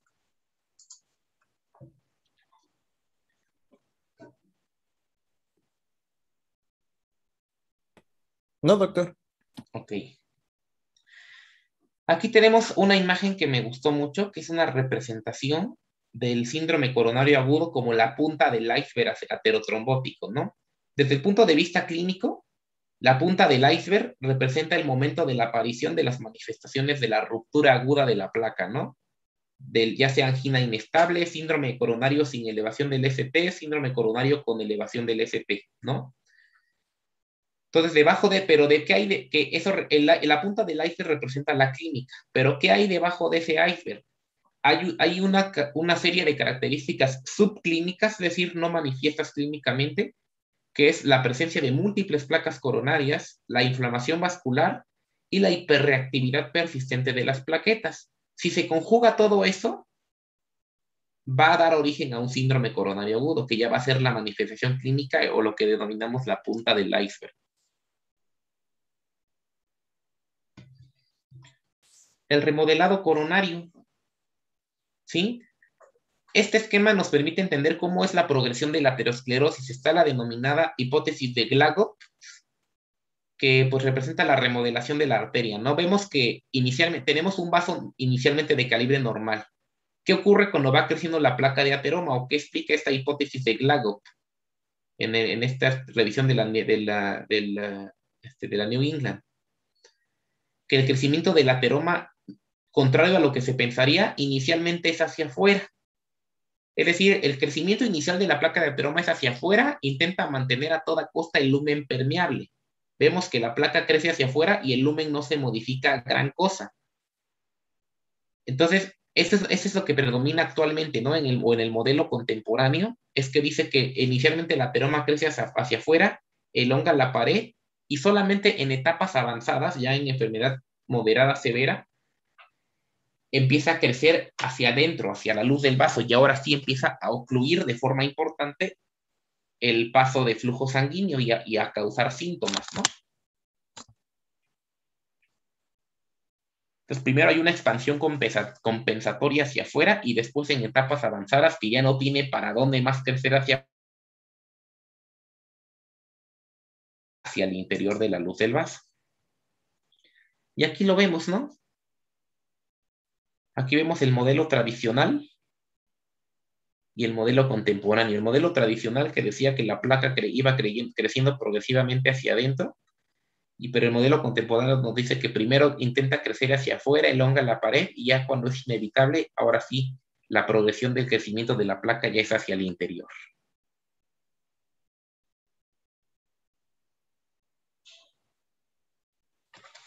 Otro esquema que representa la aterosclerosis. Aquí vemos a las células escumosas, posterior a fagocitar a los macrófagos, a defagocitar a las moléculas de LDL, y es por eso que los macrófagos se convierten en células escumosas.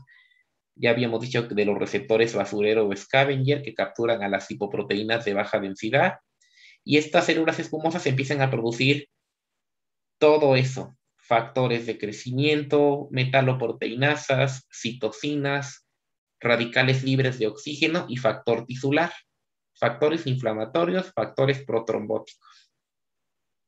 Mientras eso no salga de ahí, no hay problema, pero si ocurre una ruptura de la placa, ese factor tisular se va a expresar a la circulación y va a empezar y marcaría el inicio de la formación del trombo, de la activación de la cascada de la coagulación y del favorecer la adhesión, la activación y agregación plaquetaria, y por lo tanto la formación del síndrome coronario agudo. Este esquema que también ya lo habíamos mencionado, ¿no? Cómo inicia la formación de la placa: por la expresión de moléculas de adhesión y por factores protrombóticos y citocinas proinflamatorias que favorece la adhesión leucocitaria. Ya cuando se fue formando la placa estable, que es vemos cómo ya entre más gruesa sea la matriz extracelular, que es la capa azul, esa placa de ateroma va a estar más protegida, y esta placa va a tener menor tendencia a la ruptura. ¿Por qué? Porque hubo muchas células musculares lisas que migraron, que se diferenciaron en fibroblastos y que formaron un capuchón fibroso lo suficientemente resistente para disminuir el riesgo de ruptura. Y aunque la placa de ateroma es grande, la actividad inflamatoria posiblemente no sea tanta. En cambio, esa es una placa estable. En cambio, en la placa vulnerable, lo que observamos es que hay una mayor actividad proinflamatoria, ¿no? Hay más metaloproteinasas, hay más procoagulantes, hay menor colágena, y eso condiciona una capa fibrosa mucho más delgada y una menor cantidad de células musculares lisas. Esta capa delgada, en cualquier momento, por la presencia de múltiples factores de riesgo cardiovascular, puede tener tendencia a la ruptura, y pasamos a la etapa de ruptura de la placa, donde estos factores proinflamatorios y procoagulantes se expresan en la circulación y empiezan a favorecer la formación del trombo. ¿Cuáles son las características de una placa vulnerable y una placa estable? Debemos entender esas diferencias, ¿no? En esta primera imagen vemos que una placa inestable tiene una capa fibrosa delgada, un mayor número de células inflamatorias representadas por los puntitos verdes y un gran núcleo lipídico. En cambio, una placa estable tiene una capa fibrosa más gruesa, representada por las células musculares lisas diferenciadas en fibroblastos, una menor actividad inflamatoria, representada por menor cantidad de puntos verdes, y un núcleo lipídico más pequeño, ¿sí? Y aquí tenemos la lista, ¿no? Esta sí es importante que se la sepan. Características de una placa estable versus placa vulnerable. La placa estable, que es la imagen A, no tiene tendencia a la ruptura, tiene un menor número de células inflamatorias, un núcleo lipídico pequeño, abundantes células musculares lisas, distrofia de la matriz extracelular, que implica una mayor síntesis de colágena, y eso condiciona una placa mucho más estable, ¿no? En cambio, una placa vulnerable tiene mayor tendencia a la ruptura. Ahí se señala en la punta de la flecha dónde está el sitio más delgado de la placa. Tiene un proceso inflamatorio muy importante en el interior del núcleo lipídico, y esto es porque tiene un gran núcleo lipídico. Tiene además pocas células musculares lisas que no generan un capuchón fibroso lo suficientemente resistente. Y dentro del núcleo lipídico tiene abundantes células inflamatorias. ¿Ok? ¿Sí queda claro por qué una placa no se rompe y la otra sí?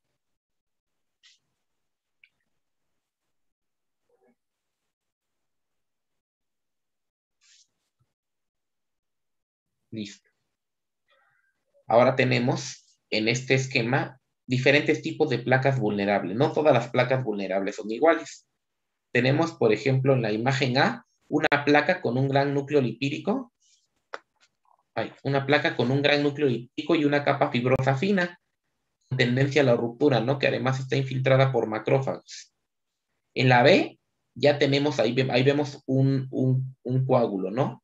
Tenemos una placa rota con un trombo suboclusivo y con organización precoz. En el corte C, vemos una placa proclive a la erosión con una matriz poproteoglucana en una placa rica en células musculares lisas. En la placa D, en el corte D, vemos una placa erosionada con un trombo suboclusivo. O sea, en la B la placa es rota y en la D la placa está erosionada. En la E, si alcanzan a ver el corte E, hay un pequeño acúmulo sanguíneo dentro de la placa. Vendría siendo una hemorragia intraplaca, ¿no? La F, si ven, ahí hay una calcificación importante. Ahí tenemos un nódulo calcificado, el cual está protruyendo en el vaso. Y al final una placa crónicamente estenótica severamente calcificada con trombos organizados y lumen excéntricos, ¿no? El lumen ya creció como parcialmente hacia el exterior porque se elongó la pared del vaso.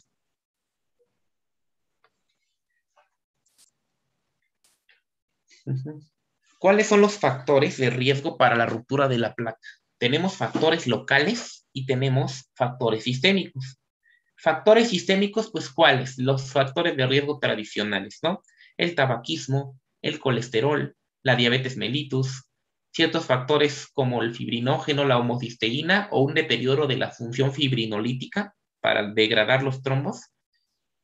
Y a eso le sumamos factores locales como el estrés circunferencial, la presencia del core lipídico o núcleo lipídico, el grosor de la placa, entre menor grosor, así que a mayor core lipídico, mayor inflamación y mayor riesgo, ¿no?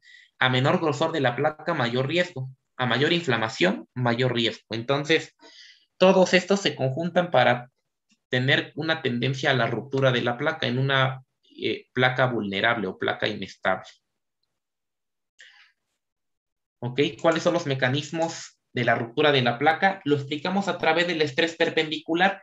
Ya habíamos hablado de la ley de Laplace. No solamente aplica para el ventrículo izquierdo en la hipertensión, sino también para la pared del vaso.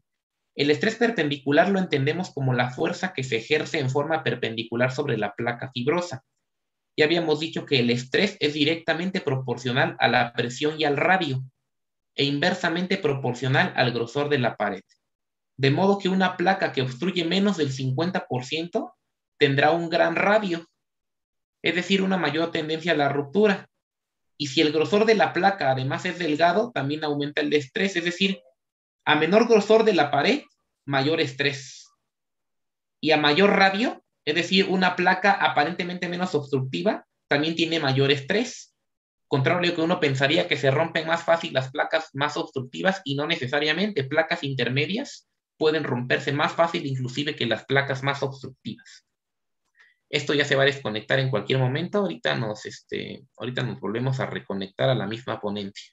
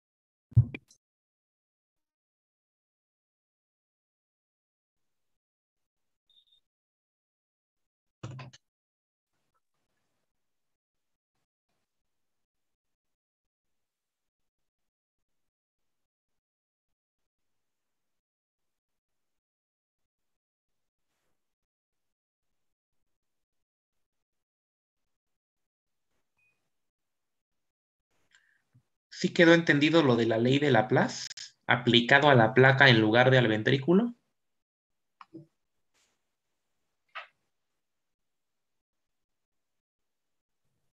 Sí, doctor. En este caso, acuérdense, estrés es igual a presión por radio entre grosor de la pared. Entonces, a mayor presión, mayor estrés.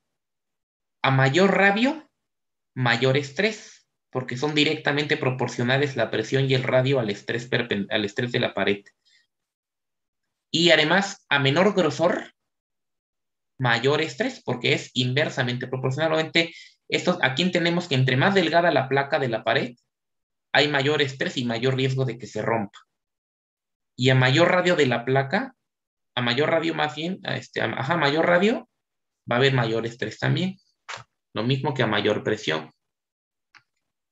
Entonces, aquí que entendemos en esta gráfica, que el proceso inflamatorio es muy importante en las placas inestables comparado con las estables. Por eso se ha estudiado el porcentaje de la placa ocupada por macrófagos, siendo mayor el porcentaje en placa vulnerable en angina inestable que en angina estable, por ejemplo. Es decir, hay menor cantidad de macrófagos, menor cantidad de inflamación en una placa estable que en una placa inestable. Por eso es que las placas inestables se rompen.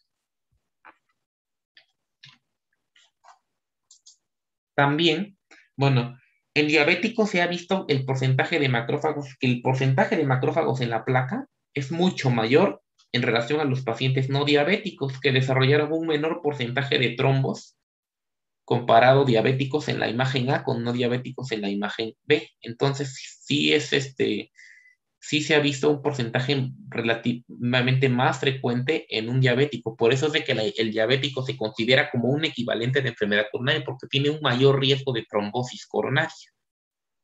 Por eso no se debe tomar a la ligera un diabético, sobre todo si no está bien controlado, ¿no?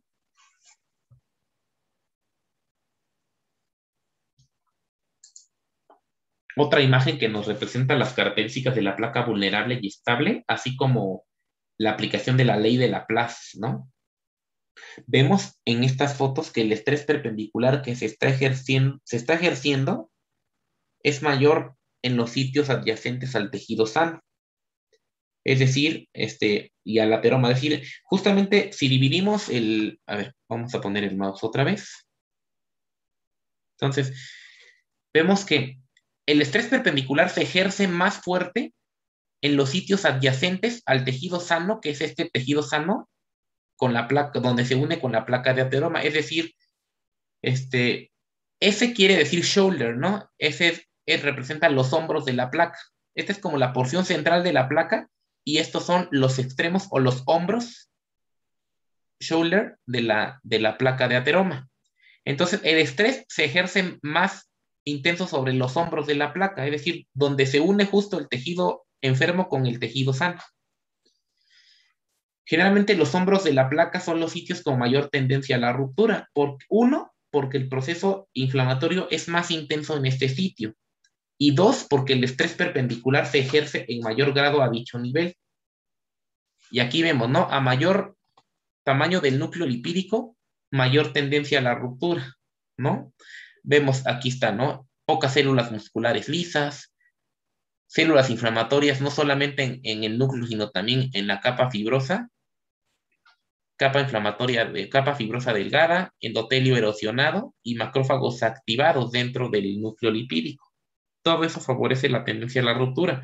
Aquí vemos otra placa vulnerable con un gran núcleo lipídico y con una capa fibrosa muy delgada, ¿no?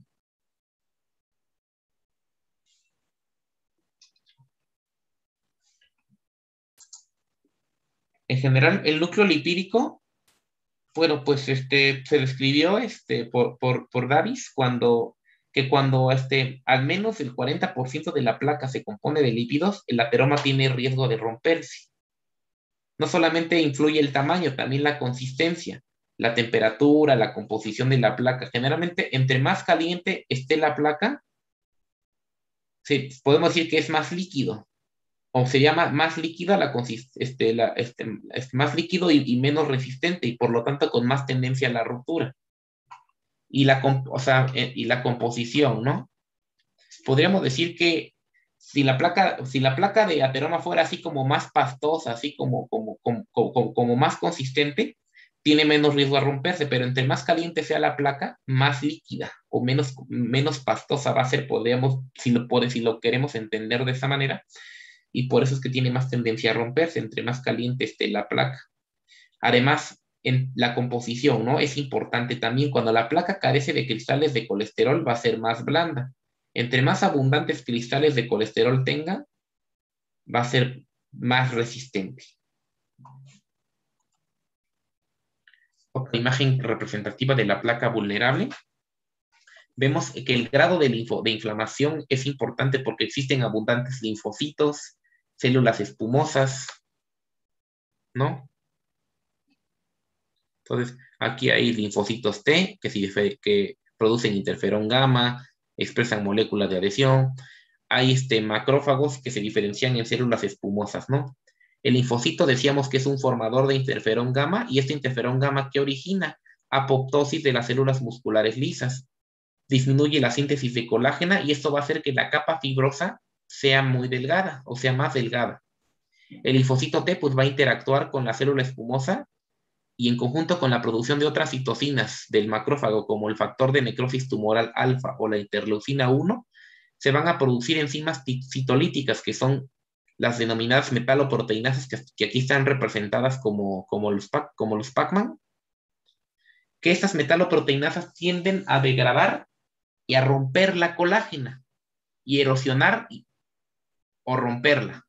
E inmediatamente en ese sitio de ruptura o erosión van a llegar las plaquetas para dar origen al síndrome coronario agudo. Es decir, la placa fibrosa, que de por sí es delgada, se hace más delgada por apoptosis de las células musculares por efecto del interferón gamma proveniente de los linfocitos, y además por efecto de las metaloproteinasas que se producen por el macrófago ya diferenciado en célula espumosa, y eso va a degradar todavía más a la colágena, ¿no? Y una vez que se exponen los factores protrombóticos hacia la circulación, pues favorece la llegada de plaquetas, la adhesión, la activación, la agregación plaquetaria e inmediatamente la oclusión trombótica, ¿no? Y por lo tanto, el síndrome coronario agudo.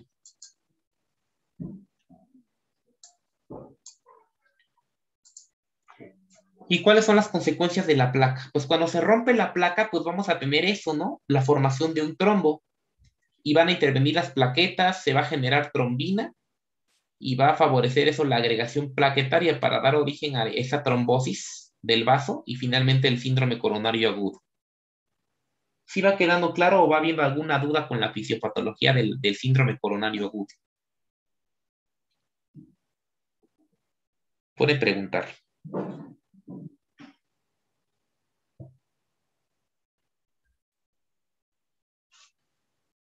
¿Todo claro? Sí, doctor. Ok. ¿Sí? ¿Alguien quería comentar algo?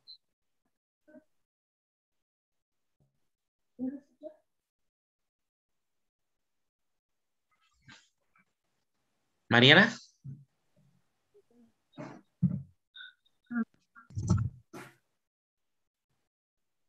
Se escucha como entrecortado. ¿Ya me escucha, doctor? Ahora sí.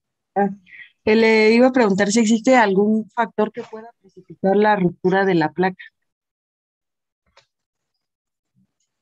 Es que influye todo, ¿no? Obviamente, obviamente, más probable que se rompa la placa en un diabético que en un no diabético, más probable que se rompa en alguien que fuma en relación a alguien que no lo hace, más probable que la placa se rompa en alguien que tiene el colesterol LDL arriba de 150, de 200, en comparación con alguien que lo tiene en metas, o alguien un sedentario, un obeso, uno con sobrepeso, con síndrome metabólico, todo eso. De todos los factores de riesgo no controlados que favorecen la inflamación, las moléculas de adhesión, la disfunción endotelial, el estrés oxidativo, todo lo que hemos visto se resume en condicionantes que favorecen la ruptura de la placa. Realmente, o sea, sabemos que también hay pacientes sin factores de riesgo o que a lo mejor solo tienen de manera aislada el colesterol alto, eso puede ser suficiente para favorecer la formación de la placa de ateroma, porque existen dislipidemias familiares, ¿no? O existen algunas, ¿cómo se llama? Y existen otras condicionantes, ¿no? Pero en general, obviamente, a mayor factores de riesgo, mayor riesgo de aterosclerosis y de tendencia a la ruptura de la placa, ¿no? O sea, no es que haya como que haya algo forzosamente en específico, sino que obviamente depende de los factores de riesgo presentes.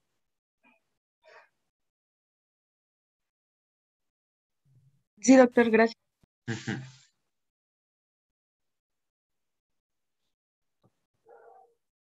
Entonces, conclusión, si conocen a un familiar diabético, hipertenso, mal controlado, que sigue fumando, contrólenlo o recomiéndale que dejen de hacer conductas que favorezcan a la aterotrombosis. La plaqueta. Pues la plaqueta tiene un papel fundamental en la producción y en la formación del síndrome coronario agudo, ¿no? Sabemos que ocurre una lesión a nivel del endotelio por apoptosis, por erosión, por ruptura de la placa, ¿no? Al romperse la placa o erosionarse, queda expuesta la matriz extracelular intraplaca y a nivel de esa matriz extracelular existe colágena, que la colágena es el elemento más trombogénico que existe a nivel de la íntima, que requiere también otro factor trombogénico que es producido por el endotelio, ¿no? Que es el factor de von Willebrand. Además, la plaqueta tiene en su superficie una serie de moléculas de adhesión, ¿no? O integrinas, no solamente los glóbulos blancos, también las plaquetas tienen moléculas de adhesión. Esas integrinas van a actuar con la colágena, con el factor de von Willebrand, y van a dar origen al fenómeno llamado adhesión plaquetaria. Es decir, primero la plaqueta se va a adherir al sitio de ruptura, y en cuestión de segundos esas plaquetas van a llegar a ese sitio donde la matriz extracelular quedó expuesta. Entonces, ¿cómo es la patogénesis del síndrome coronario agudo y de la participación de las plaquetas? Pues vemos que primero existe una fisura y ruptura de la placa, ¿no? Inmediatamente ocurre el proceso que denominamos adhesión plaquetaria. Posteriormente sigue la activación, la agregación plaquetaria y finalmente la oclusión trombótica, ¿no? Que ocluye parcial o completamente la luz de ese vaso sanguíneo.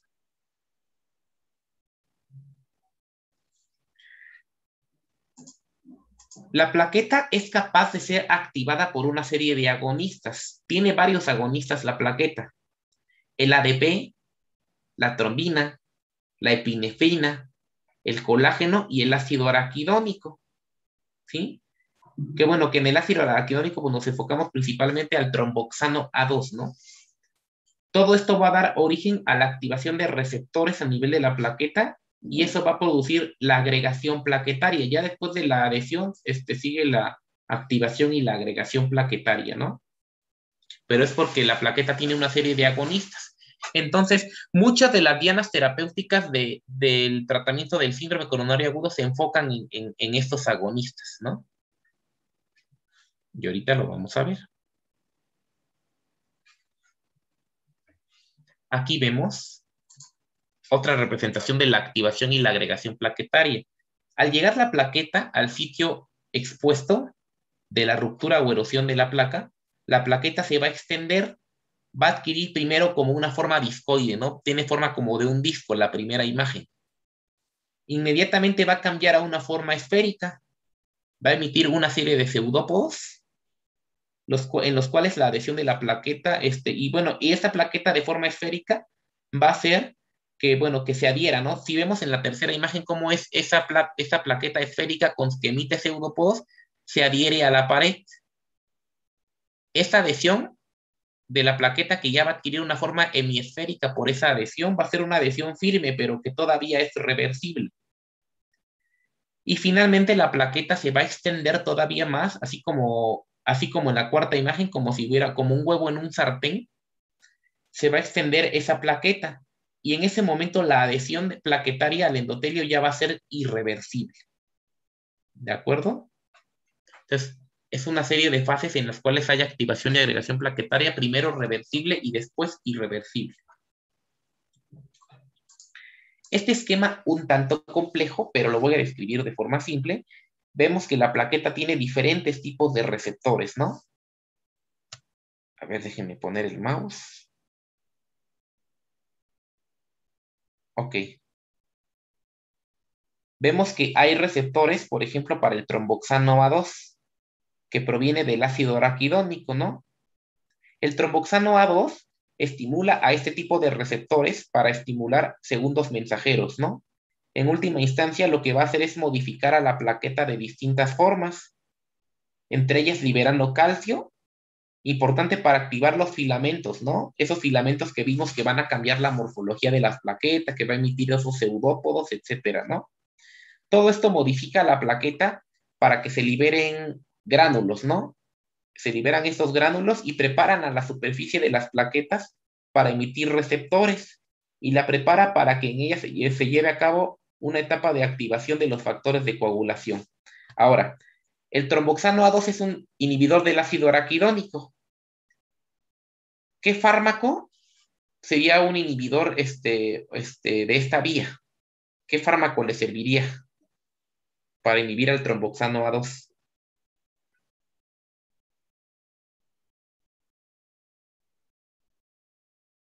Que es un derivado del ácido araquidónico. ¿Qué fármaco inhibe a ese nivel?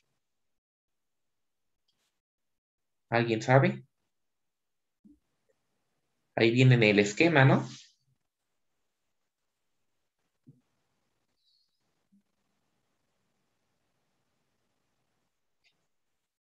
La aspirina o ácido acetil salicílico, ¿no?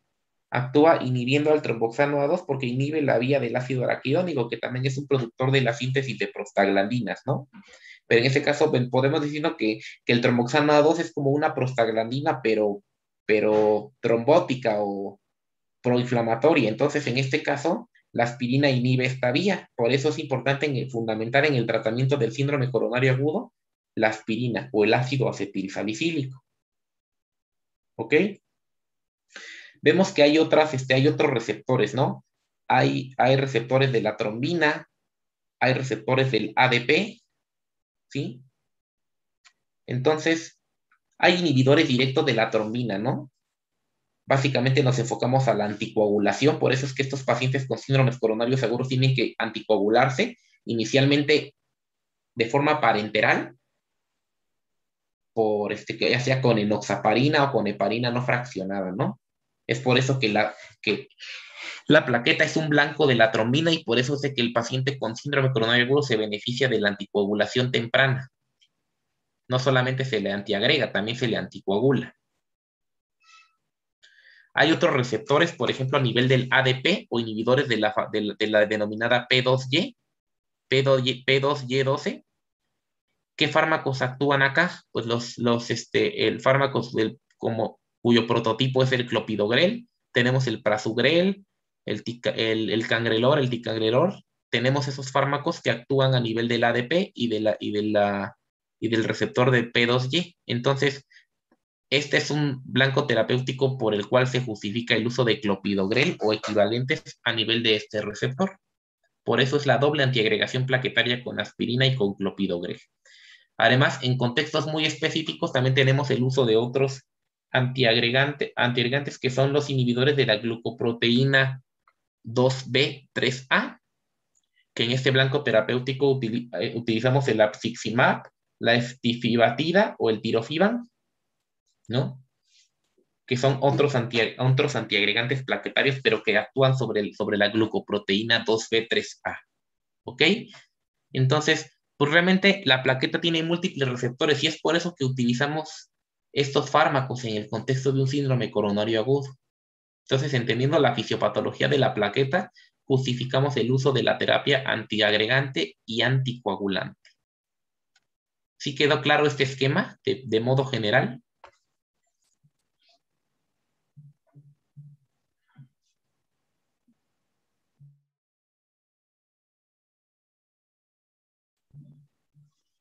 Aquí está otro esquema. Aquí hay una plaqueta activada, ¿no?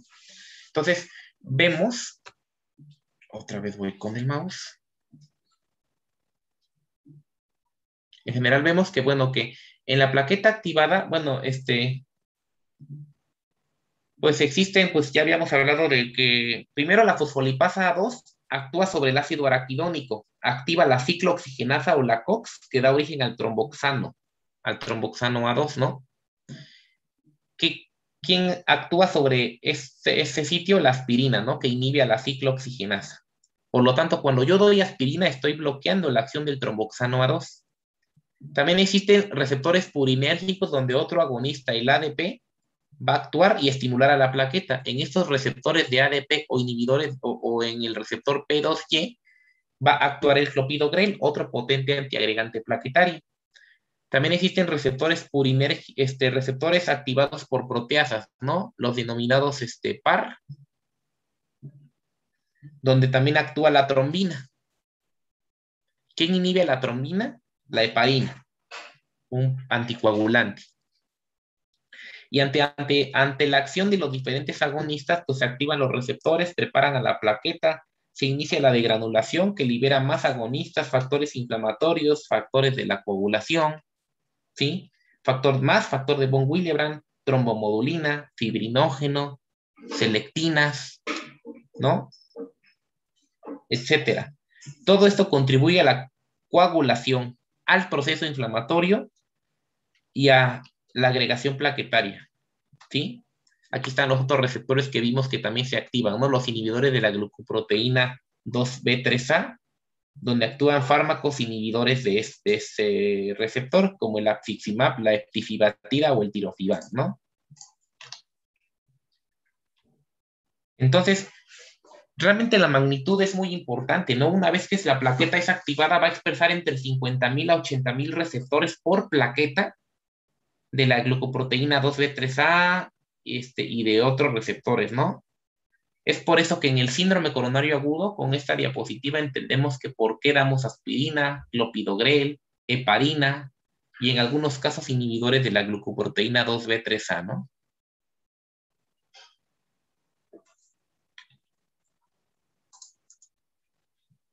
Ya faltan pocas diapositivas. Aquí vemos la importancia del factor tisular en el proceso trombótico, en la trombosis.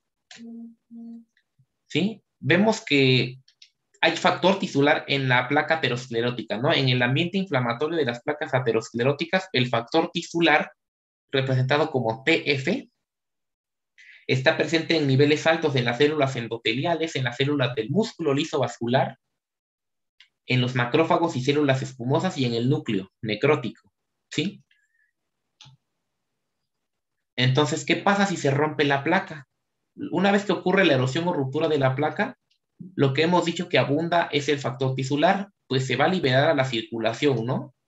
Y además al factor tisular lo estimulan o lo inducen la histamina, serotonina, citocinas proinflamatorias como la interleucina 1 o el factor de necrosis tumoral alfa, la trombina. Todo ello va a estimular con su receptor genes que se encargan de formar factor tisular, ya sea almacenado en el endotelio o que sale directamente en forma de micropartículas a la luz del vaso por erosión o ruptura de la placa, ¿no? El factor tisular y además la participación del factor 7 activado, ¿no? Pues va a ser fundamental en la cascada de la coagulación, ¿no? El factor tisular es un regulador clave en la coagulación. Es un iniciador clave que forma un complejo con el factor 7 activado. Esta unión de factor tisular con factor 7 activado va a conducir a la activación del factor 9 y del factor 10, ¿no? Convierten el factor 9 en factor 9 activado y el factor 10 en factor 10 activado, ¿sí? Lo que va a resultar en la generación de trombina, convierte la protrombina en trombina y en última instancia la formación de coágulos. El inhibidor de la vía del factor tisular, ok, el inhibidor endógeno de la actividad del factor tisular se sintetiza y secreta principalmente por las células endoteliales, ¿no? Ese inhibidor endógeno de la actividad del factor tisular se va a unir al factor 10 activado y por lo tanto va a inhibir la actividad, genera como un efecto inhibidor sobre el complejo factor tisular factor 7 activado. ¿sí? Entonces, ese factor tisular es importante para iniciar esa cascada de coagulación porque interactúa de inmediato con el factor 7 para iniciar el mecanismo de la coagulación, que va a tener como finalidad el originar la trombina, y la trombina va a actuar sobre el fibrinógeno para formar redes de fibrina. ¿Sí? Ahí vemos otro esquema de la cascada de coagulación de la fase inicial, ¿no? A diferencia de lo que era la cascada clásica de coagulación, ¿no? Hay una fase inicial en la cual el factor tisular, como ya dijimos, interactúa con el factor 7 y ese complejo factor tisular, factor 7 activado, actúa a dos niveles, ¿no? Sobre el factor 10 y sobre el factor 9, que ya dijimos, que son factores que se activan de inmediato en esta cascada de la coagulación. Y el factor 10 actúa sobre el factor 5 y el factor 5 sobre el factor 2 para dar origen al factor 2 activado, ¿no? Es decir, protrombina lo convierte en trombina. Y la trombina actúa sobre el fibrinógeno para formar esas redes de fibrina que ya dijimos.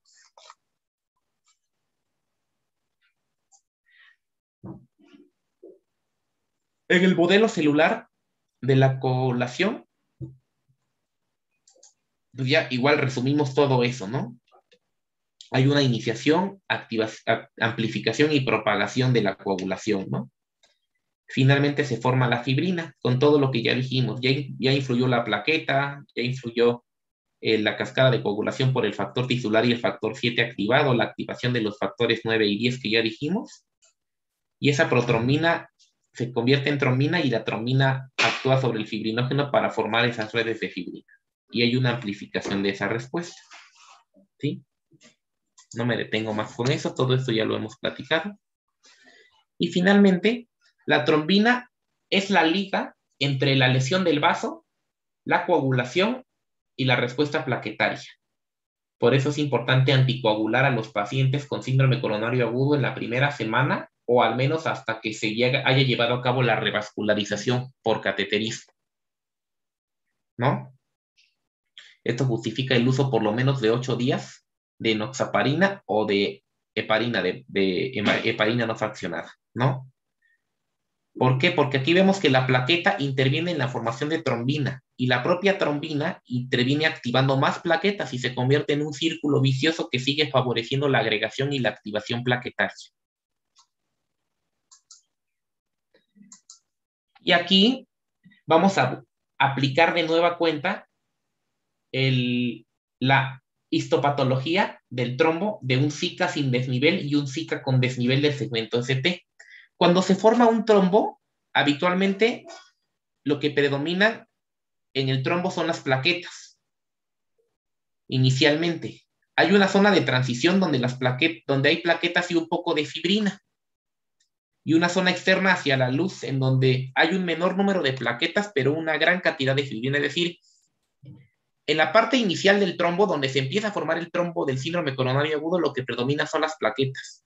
En la zona de transición hay algo de plaquetas y un poco de fibrina. Y ya en la zona del trombo intraluminal que empieza a obstruir el trombo completamente, hay menor plaquetas, pero hay mayor cantidad de fibrina, que es la red de fibrina que fue el resultado final de la cascada de la coagulación, ¿no? Con esto, ¿qué entendemos? Que cuando el trombo es suboclusivo, es decir, cuando el trombo no ocluye completamente la luz del vaso, predomina las plaquetas.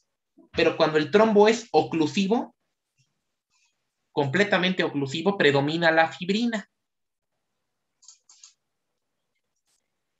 Esto es lo que tiene implicación en la diferencia en el tratamiento que les preguntaba. ¿Por qué es diferente el tratamiento de un Zika sin elevación del ST y de un Zika con desnivel positivo del segmento ST?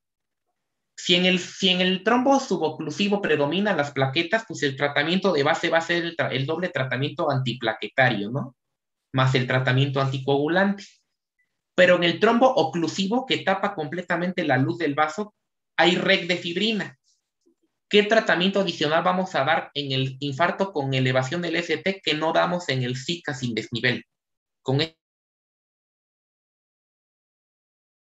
¿Qué tratamiento fundamental es diferente y que no se da en el Zika sin desnivel? Mariana. ¿Sería un antifibrinolítico?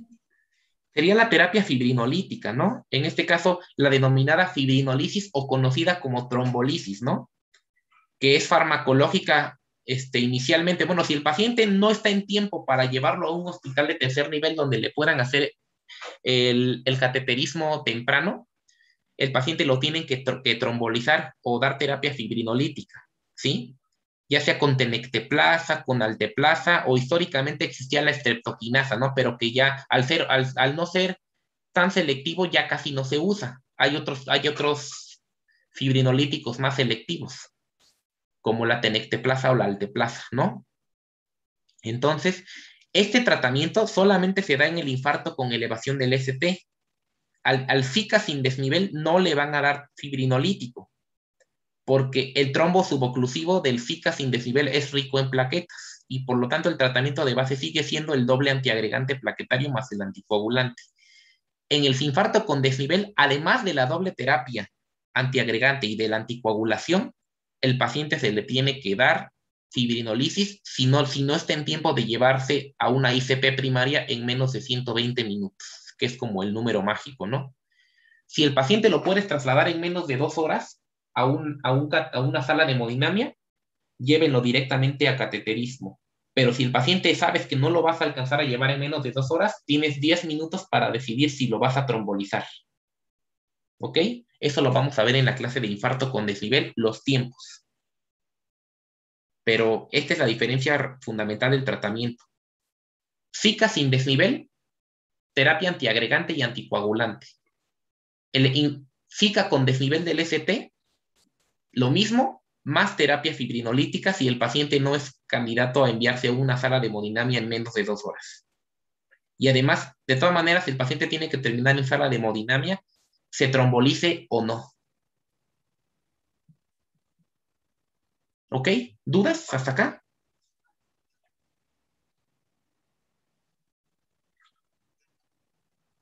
Y aquí vemos, cuando ocurre una ruptura de la placa de ateroma, empieza a formar el coágulo hasta tal grado que empieza a obstruir completamente la circulación. En ese momento ocurre el llamado fenómeno aterotrombótico, o lo que conocemos como síndrome coronario agudo, ¿no?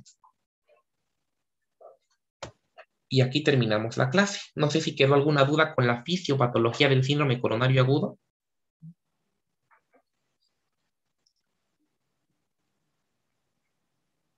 No, doctor. Ok. Entonces creo que ya con este panorama queda más claro los temas que vamos a enfocarnos ya en lo clínico y electrocardiográfico, tanto de los síndromes coronarios sin desnivel como del infarto con desnivel que viene en las guías que ya les envié.